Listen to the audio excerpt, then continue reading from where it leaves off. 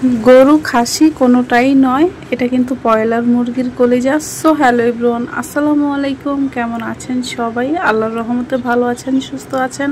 আমার আজকের টিপসটা যদি ফলো করে আপনারা বাড়িতে রান্না করেন, তাহলে যারা কলিজা পছন্দ করেন না তারাও কিন্তু হাত চেটে পুটে খাবে। এখানে কিন্তু আমি শুধু কলিজা নেইনি, গিলাও নিয়েছি, গিলা কলিজা একসাথে নিয়ে নিয়েছি। গিলা কলিজার পরিমাণটা আপনাদের ইচ্ছে অনুযায়ী নিতে পারেন। আমার যতটুকু প্রয়োজন আমি ঠিক ততটুকুই কিন্তু নিয়ে নিয়েছি। আর এটা কিন্তু একটু ভাপিয়ে নিচ্ছি, বলক দিয়ে দুই একটা বলক নিয়ে তারপরে কিন্তু এটা আমি উঠিয়ে ফেলবো। আর দেখে বুঝতে পারছেন কতটা ময়লা উঠেছে এর থেকে। আমি কিন্তু সবসময় কলিজা রান্না করার আগে কিন্তু এভাবে কিন্তু দুই একটা বলক দিয়ে নেই, এতে কালো পানিটা কিন্তু একদমই চলে যায়। তো এই তো বলক দেওয়ার পরে কিন্তু ভালোভাবে কিন্তু 3-4 বারের মতো আমি পানি কিন্তু চেঞ্জ করে ধুয়ে নিয়েছি। আর এটা দেখে বুঝতে পারছেন কতটা পরিষ্কার, এখানে কিন্তু কোনো রকম ময়লা বা কোনো কিছু কিন্তু নেই। তো এটাকে কিন্তু আমি কিন্তু একটু কিউব করে কেটে নিব। আর দেখে বুঝতে পারছেন এটা আমি কিভাবে কেটে নিয়েছি।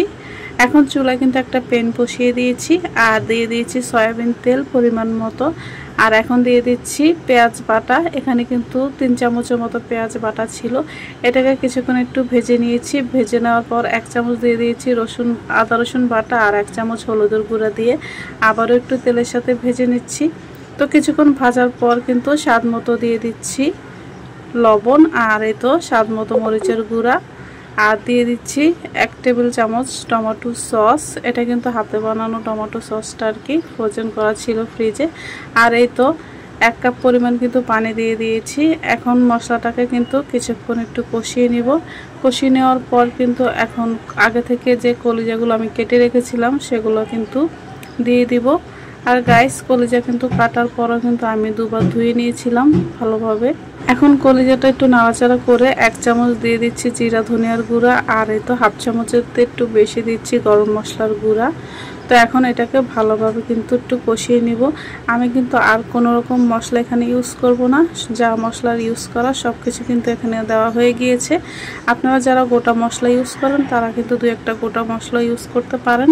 আমার ঘরে আবার গোটা মশলাটা একটু কমই পছন্দ করে, এই জন্য আমি ইউজ করছি না। তো এই তো কিছুক্ষণ কিন্তু ঢেকে দিয়েছি, আবার কিন্তু কিছুক্ষণ পর পর ঢাকনাটা উঠিয়ে ভালোভাবে একটু নাড়াচাড়া করে দিচ্ছি। আমার কলিজার সাথে যেহেতু একটু গিলাও আছে, গিলাটা সিদ্ধ হতে একটু সময় নেয়, এই জন্য কিন্তু আমি একটু পানিটা বাড়িয়ে দিয়েছিলাম। তো রান্না কিন্তু পুরোপুরি একদমই কমপ্লিট। দেখে বুঝতে পারছেন কালারটা কতটা জুসি, কতটা ইয়াম্মি হয়েছে। তো এইভাবে যদি বাড়িতে ট্রাই করে খান, কেউই কিন্তু বুঝতে পারবে না এটা আসলে আপনি গরুর কলিজা রান্না করেছেন নাকি মুরগির কলিজা রান্না করেছেন। তো ভিডিওটি ভালো লাগলে লাইক কমেন্ট শেয়ার করে পাশে থাকবেন। আল্লাহ হাফেজ, আসসালামু আলাইকুম।